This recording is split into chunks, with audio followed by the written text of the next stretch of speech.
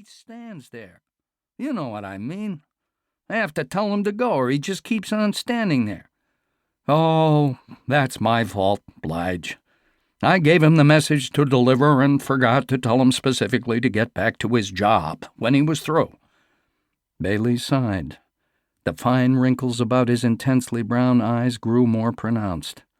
Anyway, you wanted to see me? Yes, Lige, said the commissioner, but not for anything easy. He stood up, turned away, and walked to the wall behind his desk. He touched an inconspicuous contact switch, and a section of the wall grew transparent. Baley blinked at the unexpected insurge of grayish light. The commissioner smiled. I had this arranged specially last year, Lige. I don't think I've showed it to you before. Come over here and take a look. In the old days, all rooms had things like this. They were called windows. Did you know that? Baley knew that very well, having viewed many historical novels. I've heard of them, he said. Come here. Baley squirmed a bit, but did as he was told. There was something indecent about the exposure of the privacy of a room to the outside world. Sometimes the commissioner carried his affectation of medievalism to a rather foolish extreme. Like his glasses, Baley thought. That was it. That was what made him look wrong.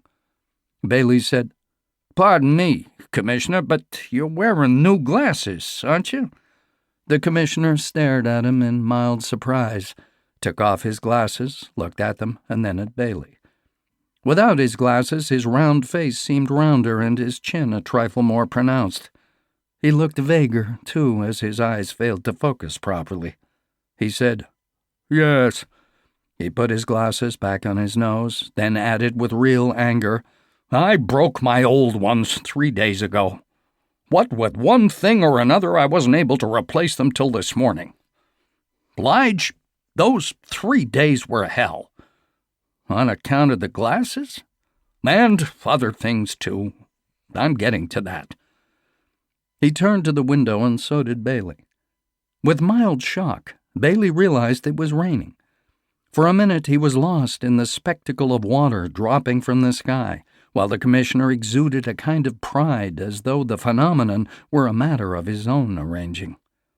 This is the 3rd time this month I've watched it rain. Quite a sight, don't you think? Against his will, Baley had to admit to himself that it was impressive. In his 42 years, he had rarely seen rain, or any of the phenomena of nature, for that matter. He said, It always seems a waste for all that water to come down on a city. It should restrict itself to the reservoirs.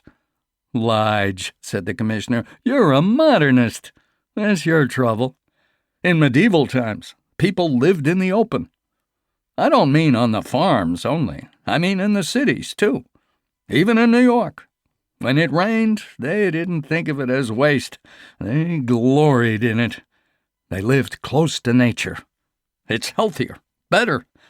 The troubles of modern life come from being divorced from nature. Read up on the coal century sometime. Baley had. He had heard many people moaning about the invention of the atomic pile. He moaned about it himself when things went wrong or when he got tired. Moaning like that was a built-in facet of human nature. Back in the coal century, people moaned about the invention of the steam engine. In one of Shakespeare's plays, a character moaned about the invention of gunpowder. 1,000 years in the future, they'd be moaning about the invention of the positronic brain. The hell with it, he said grimly. Look, Julius.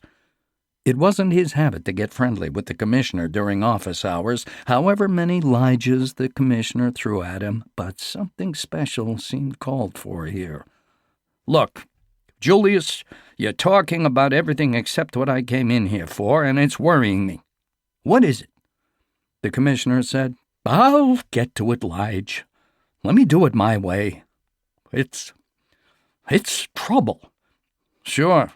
What isn't on this planet? More trouble with the R's? In a way, yes, Lige. I stand here and wonder how much more trouble the old world...